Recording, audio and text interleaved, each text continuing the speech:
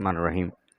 सामीन मोहतरम, गुस्ल इंसान की ज़िंदगी में एक बुनियादी और अहम तरीन मसला है। कितने गुस्ल हैं? गुस्ल जनाबत, गुस्ल मैयत, गुस्ल मस मैयत और गुस्ल नज़र व कसम, ये 4 गुस्ल वाजिब हैं।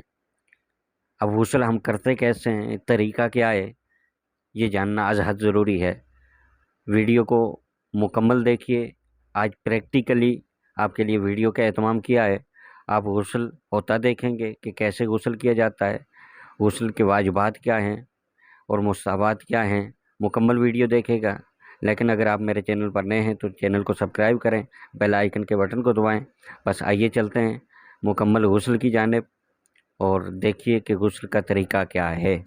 कि हम बाल्टी या जग वगैरह से नहा रहे हो या शावर के ज़रिए से नहा रहे हो, दोनों सूरतों में अगर हमारे बदन में कोई ऐसी रुकावट लगी हुई, जैसा कि इस वीडियो में आप देख सकते हैं कि कोई भी रुकावट अगर लगी हुई है उसे हटाना ज़रूरी है। अगर हमने नहीं हटाया तो ऐसी सूरत में हमारा गुस्ल बातिल हो जाएगा। लिहाजा ज़रूरी है कि उस हिस्से को धोने से पहले पहले आप उस रुकावट को हटा दें।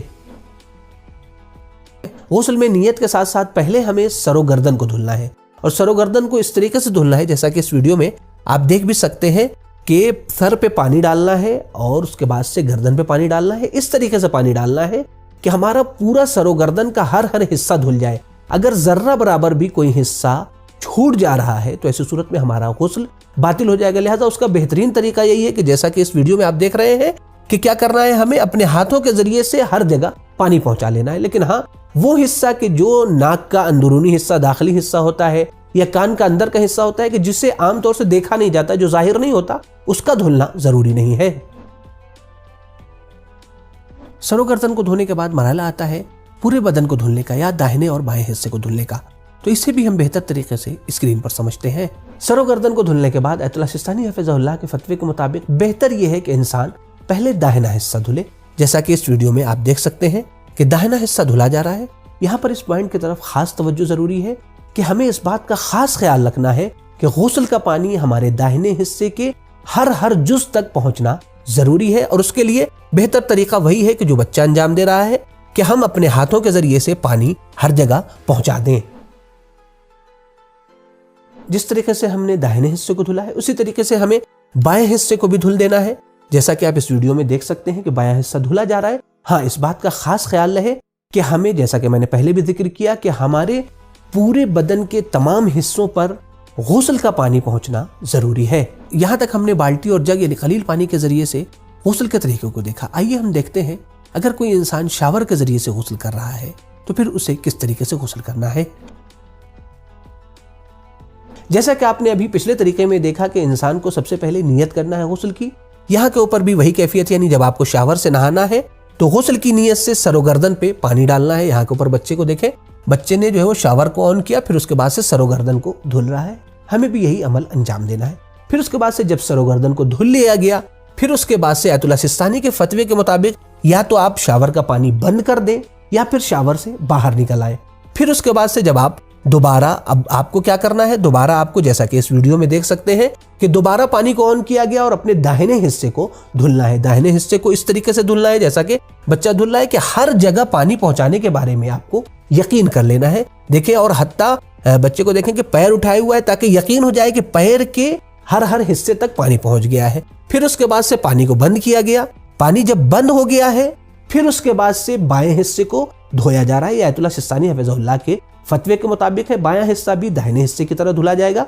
लेकिन इसके बारे में दीगर मराजे कराम का क्या फतवा है, इंशाअल्लाह आगे बयान होगा। यहां तक हमने गुस्ल के प्रैक्टिकल तरीके को मुलाहिजा किया। आइए जानते हैं कि गुस्ल में होने वाली कॉमन गलतियां कौन कौन सी हैं। आमतौर पर गुस्ल से पहले इंसान के पैर के तलवे धुले हुए होते हैं।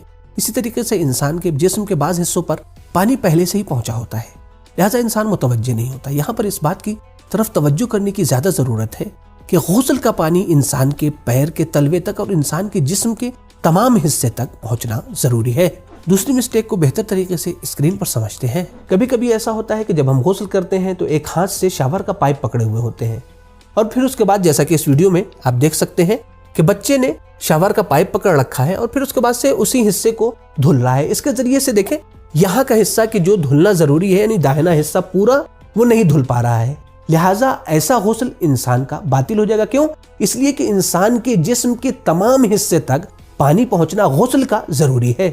آیت اللہ سستانی حفظ اللہ کے فتوے کے مطابق اگر کوئی انسان شاور سے نہا رہا ہے تو ایسی صورت میں غسل کی نیت سے پہلے شاور کے نیچے سے ہٹ جانا ہے، پھر اس کے بعد غسل کی نیت کرتے ہوئے اپنے سر و گردن کو دھلنا ہے، پھر اس کے بعد سے ہٹ جانا ہے، داہنے حصے کو دھلنا ہے، پھر ہٹ جانا ہے، پھر اس کے بعد سے بائیں حصے کو دھلنا ہے۔